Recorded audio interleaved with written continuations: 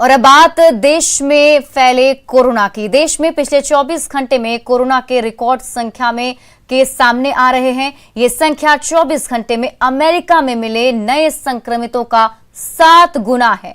आप खुद अंदाजा लगाइए कि स्थिति कितनी ज्यादा गंभीर है। कोरोना के बढ़ते संक्रमण को रोकने के लिए देश के कई राज्यों में तमाम तरह की पाबंदियां लगाई गई हैं, लेकिन कोरोना का संक्रमण लगातार पांव पसारता ही जा रहा है। पिछले 24 घंटे में देश में रिकॉर्ड 4,01,933 नए संक्रमितों की पहचान हुई। ये दुनिया के किसी भी देश में एक दिन में मिले संक्रमितों की सबसे बड़ी संख्या है और शुक्रवार को अमेरिका में मिले नए संक्रमितों का 7 गुना है। शुक्रवार को अमेरिका में 58,700 लोग कोरोना से संक्रमित मिले थे। बात बीते दिन देश में कोरोना से हुई मौत की संख्या की करें तो शुक्रवार को भारत में 3,523 लोगों की मौत कोरोना की वजह से हुई। हालांकि 24 घंटे में 2,99,988 लोग कोरोना को मात देकर स्वस्थ भी हुए हैं। आइए अब उन राज्यों के आंकड़ों पर नजर डाल लेते हैं जहां संक्रमण तेजी से फैल रहा है।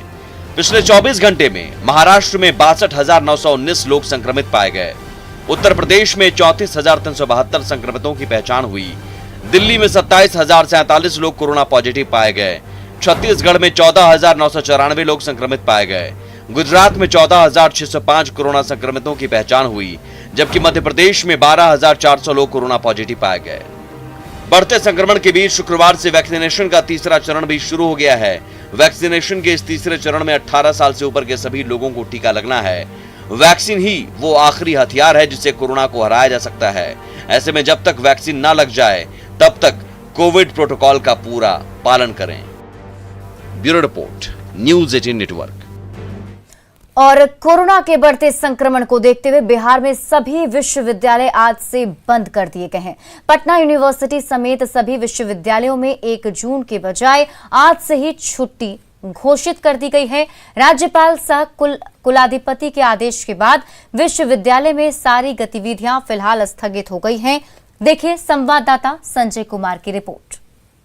विश्वविद्यालयों में गर्मी छुट्टी 1 जून से होनी थी, लेकिन जिस तरीके से राज्य में कोरोना संक्रमण का खतरा लगातार बढ़ता जा रहा है, वैसे में राजभवन ने यह फैसला लिया है कि गर्मी छुट्टी 1 मई यानी आज से ही लागू कर दी जाएगी। और फिलहाल इस वक्त हम पटना विश्वविद्यालय की तस्वीर दिखा रहे हैं। देखिए यहाँ किस कदर सन्नाटा पसर गया है।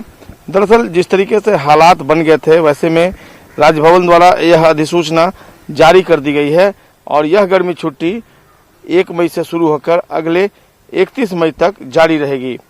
दरअसल बिहार के विश्वविद्यालय के लिए जो एकेडमिक कैलेंडर जारी किया जाता है, उसमें पहले यह 1 जून से छुट्टी तय की गई थी, लेकिन इस बीच कोरोना को देखते हुए कुलाधिपति ने यह फैसला लिया है कि जो गर्मी छुट्टी है वो आज से ही जारी हो जाएगा। राजभवन के इस फैसले का स्वागत भी किया गया है। कई विश्वविद्यालयों के कुलपति और कॉलेजों के प्राचार्य ने इस फैसले पर खुशी जाहिर की है और कहा है कि कोरोना संक्रमण में छात्र छात्राओं के साथ यूनिवर्सिटी के स्टाफ और शिक्षकों को खतरा बन गया था। ऐसे में राजभवन द्वारा लिया गया यह फैसला न केवल उन्हें कोरोना संक्रमण के खतरे से बचाएगा, बल्कि जो गर्मी छुट्टी है वो अगर समय से पहले हो गया तो उनकी जो पढ़ाई है उसका भी नुकसान नहीं होगा।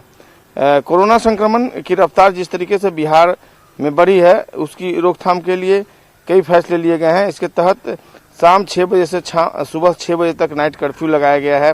शाम 4 बजे ही दुकानें बंद हो जा रही हैं।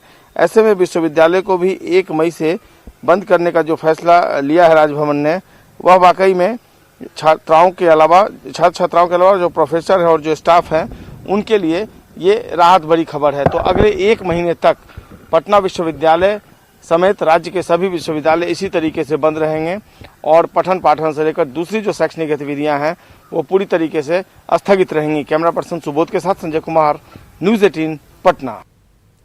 और इसी के साथ इस बुलेटिन में बस इतना ही, लेकिन न्यूज़ 18 पर खबरों का सिलसिला लगातार जारी है। आप देखते रहिए न्यूज़ 18 बिहार झारखंड।